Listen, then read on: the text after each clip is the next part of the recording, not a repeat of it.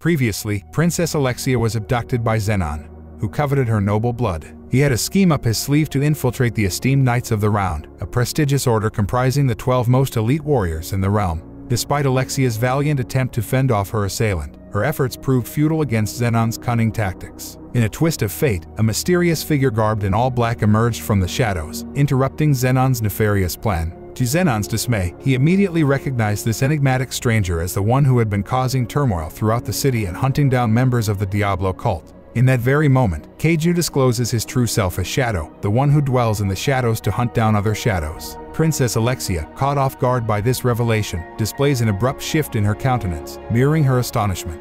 Meanwhile, Zenon, seemingly unaffected by the introduction, remains enigmatic and silent. Keiju, however, faces ridicule as his achievements merely pertain to eliminating the loose ends of the notorious Diablo's cult rather than its core members. Unfazed by the mockery, Keiju reassures Zenon that their hunt will yield the same outcome, regardless of the challenges they encounter along the way. In a bold retort, Zenon issues a daring challenge, proclaiming himself to be a crucial member of the cult standing before them. The air crackles with tension as he brazenly threatens Keiju's life, all in the name of the esteemed Knights of the Round. Zenon launches a fierce attack, but Keiju deftly dodges, leaving Zenon. To taunt him, Keiju demands to meet the supposed core member of the Diablo's cult, taking Zenon aback. Meanwhile, the Knights struggle to defend the citizens from a massive and deadly monster that has escaped from a facility. Despite firing rounds at the beast, it swats them aside with ease, sending them flying. Undeterred, the Knights unleash a triple slash that cuts deep into the monster's back, but to their surprise, it quickly heals itself. They realize too late that they are facing a formidable opponent, unlike any other monster they have encountered before. The soldiers receive orders to gather all nearby units and engage the monster with unwavering determination. With the citizens safely evacuated, the Knights are authorized to damage the structure if necessary to vanquish the creature. Princess Iris arrives at the scene, wasting no time in launching a relentless assault on the monster, preparing for the inevitable conclusion of the battle.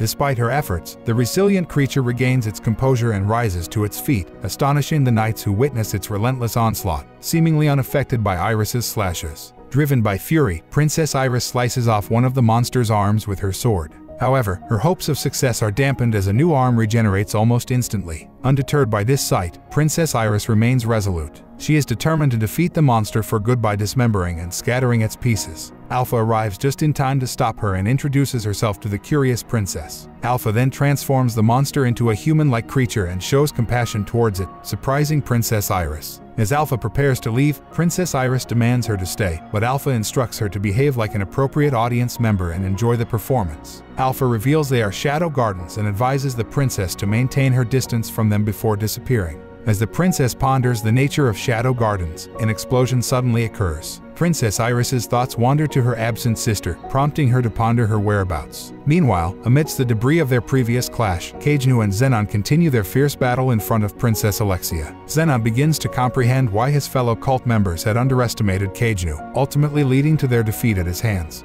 In an attempt to showcase his might, Zenon invokes a spell he dubs the power of a future Knight of Rounds. However, his efforts to harm Keiju prove futile, as Keiju effortlessly brushes off his assaults. This poses a significant challenge for Zenon in achieving his objectives. Taking delight in Zenon's shortcomings, Keiju mocks him, highlighting that his supposed prowess as a future Knight of Rounds pales in comparison to his skill as a fighter. Witnessing this, Princess Alexia develops a newfound admiration for Keiju's formidable power, unaware that he is the very person she has chosen to pose as her fake boyfriend.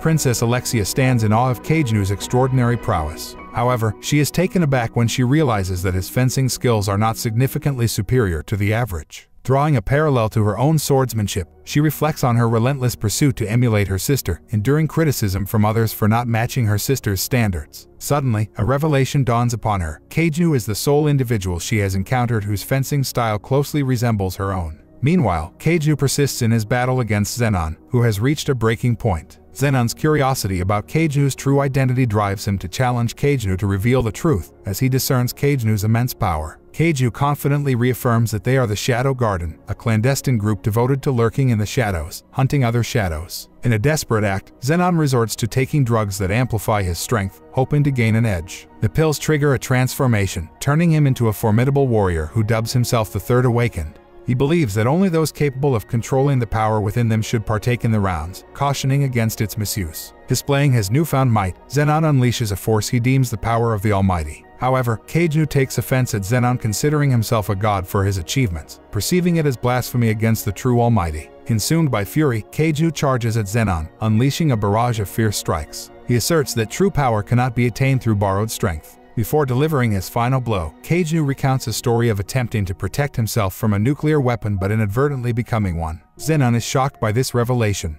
Witnessing Keiju's display, Zenon watches in awe as he harnesses his almighty power, transforming into an atomic being. In a devastating climax, Keiju vaporizes Zenon, a manifestation of his power and its effects. Princess Iris stands amidst the aftermath of the explosion, her gaze fixed on the site, hoping to catch a glimpse of her missing sister. Determined, she swiftly sets off in that direction, wasting no time. In contrast, Princess Alexia remains unperturbed, displaying no signs of distress or impact from the explosion. Finally, Princess Iris lays eyes on her sister, a surge of excitement coursing through her veins as she rushes forward, embracing her with uncontainable joy. The next day, Princess Alexia resumes her usual routine, returning to school like any other day. Accompanied by Keiju, now assuming his former role as a student, she shares her struggles and challenges, seeking solace and understanding. However, Keiju appears disinterested at that moment, prompting Alexia to express her gratitude for his previous compliment regarding her fencing technique. She then asks Keiju to continue pretending to be in a relationship with her, but he declines, leaving Alexia with a strange smile, and then we see a splash of blood in the wall. Scene changes. The members of the Shadow Garden, under the leadership of Lord Shadow, express admiration for his numerous accomplishments. They hold the belief that their adversaries will ultimately be defeated. However, they express concerns regarding recent impersonations of their organization by unknown individuals. Nevertheless, they remain confident that those responsible for these fraudulent acts will be held accountable. Meanwhile, Princess Iris has gained knowledge about the Diablo cult and the Shadow Garden, leading her to suspect a sinister connection between them. Consequently, she proposes the establishment of a new research team, appointing Glenn and Marco as leaders. At the school, Keiju unintentionally obstructs a girl carrying books, causing her to drop them. He offers his hand to assist her, but she is rendered speechless and fails to respond. In the night, the imposters of the Shadow Garden carry out another heinous act, claiming association with the organization as they take the life of an innocent civilian. The next day, during lunch at school, Keiju and his background character friends engage in a conversation about his past relationship and subsequent breakup with the princess. They playfully jest at Keiju's lack of romantic progress, poking fun at him for not even managing a single smooch. Kale proposes a plan to visit a recently opened chocolate store in town, where they intend to procure treats to impress their respective crushes. The boys excitedly exclaimed that the shop was selling items that were beyond their wildest imaginations, drawing Keiju's attention and convincing him to join them. Meanwhile, in a meeting with Sherry and her father, the two princesses revealed an artifact they retrieved from the cult's hideout. Sherry, a brilliant mind in the country, recognized the artifact's usability and agreed to decipher it for the princesses. She assigned her new knight, the Crimson Order, to watch over her and allowed Alexia to join the team. Simultaneously, the background boys reach the new shop, encountering a sign indicating an 80-minute wait. Poe, concerned about the recent killings in town, wonders if they can make it back to their dorms before curfew. Meanwhile, one of the attendants selects Keiju for a survey, guiding him through the store. The familiar layout reminds him of department stores from his previous life, and he contemplates the availability of chocolate in this new world, feeling a sense of confusion. She guides Keiju to the rooftop of the grand mansion where an impressive entrance awaits. The elegant lady graciously opens the door, revealing a team of bowing servants. Gamma, standing beside an unoccupied throne, warmly welcomes Shadow to his newly established domain. Inspired by his tales of a past life, she has meticulously crafted the store. While Gamma is the most brilliant of his top 7 servants, she admits to lacking athleticism.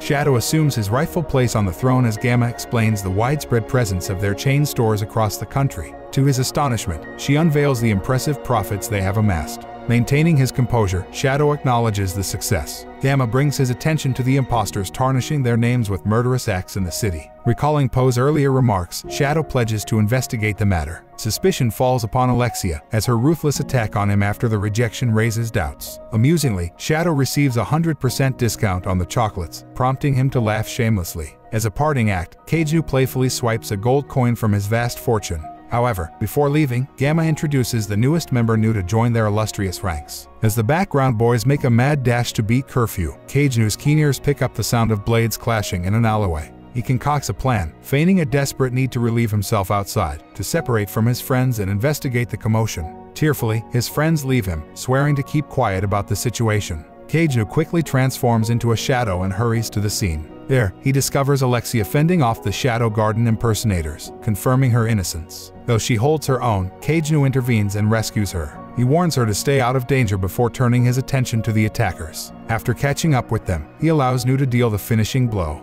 In an undisclosed location, a member of the impersonators recounts the previous night's events to Mr. Gaunt Knight and another member. They discuss plans to retrieve a lost item. Meanwhile, Alexia briefs her sister Iris on the attack, but Iris sees both Shadow Garden and the Cult of Diablos as enemies. On the train to school, Keiju's embarrassing toilet incident has already become the talk of the campus. At school, both Po and Kale fail miserably in their attempts to win over their crushes. Keiju decides to give a bar of chocolate to the next girl he sees, which happens to be Sherry. She takes it home and inspects it while researching the artifact. Her father tells her it's edible and suggests that it may be a gesture of affection from the giver, encouraging her to pursue interests beyond research. After a moment's hesitation, she decides to indulge in the sweet treat, finding it delicious. Meanwhile, Keiju receives an update from one of his subordinates, who informs him that Nu has borrowed a school uniform to blend in with the students. Keiju's attention is divided between the news and a poster announcing the opening of registration for the Bone Festival preliminaries. Earlier that day, Keiju's friends Kale and Po signed him up for the competition, hoping to leverage his success for their own romantic pursuits. Keiju takes the poster and departs, leaving his friends with stomach pains for their mischievous deeds. After hearing a news report about the cult using Shadow Garden's name to commit crimes, Keiju vows to come up with a plan to lure them out. The day of the preliminaries arrives, and Keiju's older sister competes fiercely, quickly taking down her opponents. As Keiju steps into the ring to face the student president Rose, he can sense his anonymity in the crowd. Despite his plain appearance, he takes a moment to assess his opponent and recognizes her as the textbook definition of a named character, unparalleled in skill and unsurpassed in popularity. But as the match begins, Keiju finds himself without a single spectator cheering him on. They take their stances and dash towards each other. But just before they clash, Keiju uses his secret technique, the spinning drill fall bloody tornado, by placing a fake blood pouch in his mouth and perfectly steps back, making it look like Rose knocked him out with a devastating blow. Keiju takes pride in his numerous background character secret techniques, and he loves the scenario of an unsightly defeat in the first round at the hands of an indisputable champion. He lies face down in his fake blood, admiring his perfection at being an insignificant character. As the referee prepares to announce Rose as the winner, he stops as he sees Keiju, determined to showcase more of his skills, stands back up after the first round. The two opponents engage in several more clashes, and Rose starts to appreciate Keiju's resolve. However, before Rose can deliver the final blow, the referee intervenes and ends the fight, declaring Rose the winner. Although Rose won the match, she feels like she lost in terms of spirit when Keiju is taken away on a stretcher for treatment. After being bandaged up, Keiju is approached by Sherry, who takes him to a local cafe. Initially not recognizing her, Keiju remembers Sherry when she offers him some homemade cookies. Excitedly, Sherry proposes that they become friends and introduces him to her father, who happens to be sitting nearby. Keiju identifies him as Lutheran, the assistant principal of the Academy of Science. Lutheran is a skilled swordsman who excels in both martial and scholastic arts. Sherry inquires about Keiju's well-being, but he assures her that he's okay. Lutheran, the assistant principal, suggests that Keiju should get a thorough checkup, and he also shares that his daughter doesn't have friends due to her research dedication. However, he hopes that she can build a good relationship with Keiju. Despite his reluctance, Keiju decides to distance himself from Sherry, using his injuries as an excuse. Meanwhile, Kale and Po are in despair because they lost all their bets on the matchups, leaving them in debt. Sherry thinks about Keiju while working on her research and wonders about his rumored relationship with Alexia, the princess of the kingdom. To confirm the truth, she visits the injured princess, who reveals that she and Keiju were not dating and had only pretended to be a couple for unknown reasons. Sherry is delighted to share that she recently befriended Keiju. Alexia struggled to contain her frustration, her grip tightening around the cup until the handle cracked, causing its contents to spill. The simmering anger vibrated within her. Meanwhile, Sherry bid farewell to Alexia after their conversation, feeling relieved that the rumored relationship was not true. As Sherry departed, Alexia's anger escalated, leading her to vent her frustration by breaking an object in her vicinity. The following day, Keiju noticed a peculiar shift in his classmates' behavior. They seemed unusually friendly towards him, although he couldn't comprehend the reason behind it. In the midst of their discussion about the upcoming student election, Kale and Po were interrupted by Rose, who entered the room accompanied by a classmate. Rose's gaze fell upon Keiju, who was sitting at the back. Suddenly, chaos erupted as the cult, using the guise of Shadow Garden, launched their attack. The cult leader employed an artifact, enveloping the school in a magical zone. Alexia arrived at the closed gates, seeking answers from the security personnel, only to discover they had been incapacitated. Meanwhile, Keiju keenly sensed the alteration in the environment and attempted to utilize his magic, only to realize it had inexplicably ceased to function. He couldn't comprehend why others seemed oblivious to this fact. Keiju's senses tingle as he detects intruders closing in on the classroom. They burst in and introduce themselves as Shadow Garden, destroying the students' swords and leaving them defenseless. Fear grips the room, but Keiju's face lights up with a strange joy. Rose attempts to confront the intruders, but her magic fails her, leaving her vulnerable to attack. Sensing an opportunity, Keiju steps forward, shouting for them to stop. He quickly pushes Rose out of harm's way and takes the brunt of the attack himself. In that moment, Keiju realizes the importance of his role as a background character. He accepts the honor of being the first to fall at the hands of the intruders, sacrificing himself for the safety of his fellow students. Rose and the others watch in horror as Keiju makes the ultimate sacrifice. This brings an end to the episode. If you enjoyed it, don't forget to subscribe our channel, aniexplainer.